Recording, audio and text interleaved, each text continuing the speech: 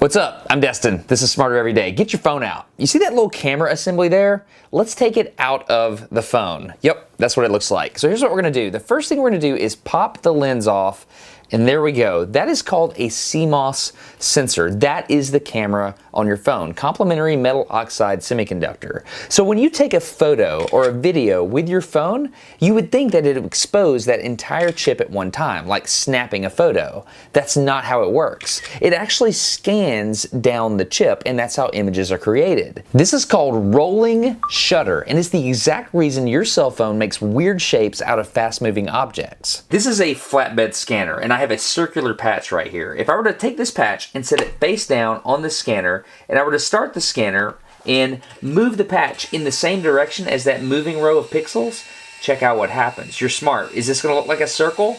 No, it's not a circle. It's stretched out. And that makes sense, right? You're stretching that image because you're moving it along with the scanner.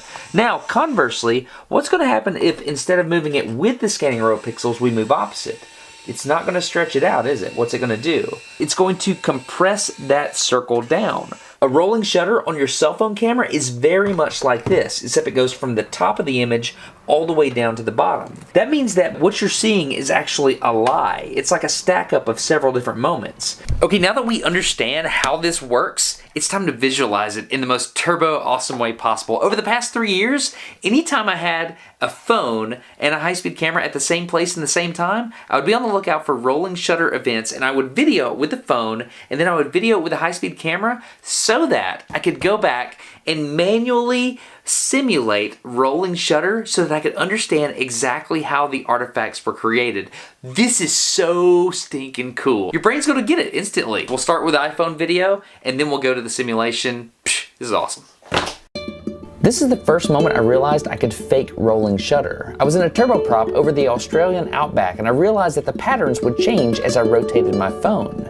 I happened to have a high-speed camera with me, so I got it out and I started collecting data.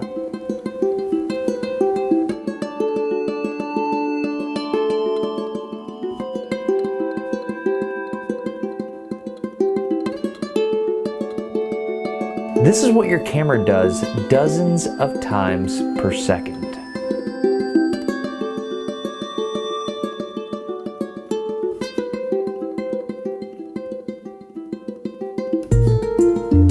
I noticed that the patterns looked very different depending on which way the propeller was rotating relative to the rolling shutter.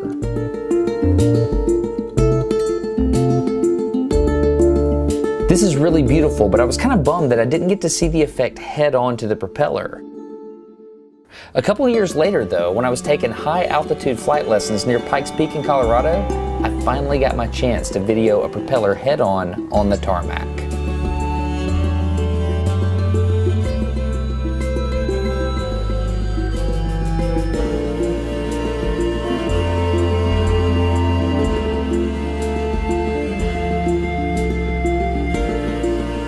The fidget spinner community has known for a while now that when it's really bright outside, a cell phone camera videoing a fidget spinner will turn it into what they call the thing.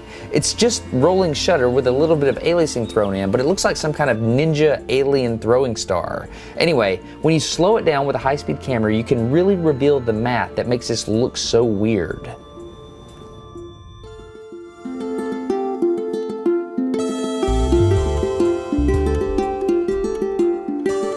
My buddy Ben plays both the mandolin and the guitar, and it took us a really long time to get the rolling shutter effect to show itself. But when we did, it was awesome. Oh man!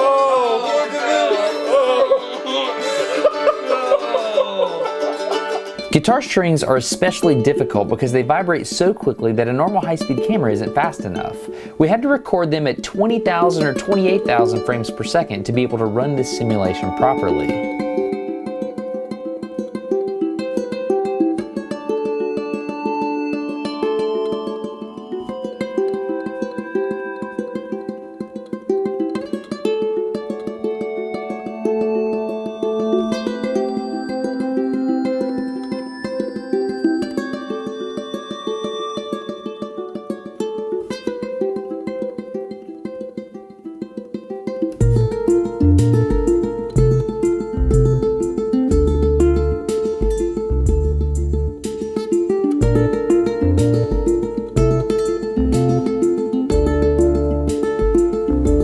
last trick is something I had never seen before, but somebody told me about. If you video a coin spinning, you can see a swirl pattern on the edge of the coin.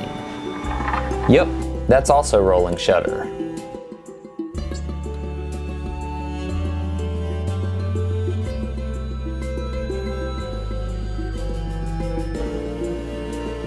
Obviously, this took a really long time to make, and Henry from Minute Physics made it possible. He's the guy that figured out exactly how to make After Effects simulate rolling shutter. On the behind the scenes video on the second channel, Henry and I talk about what we're trying to accomplish.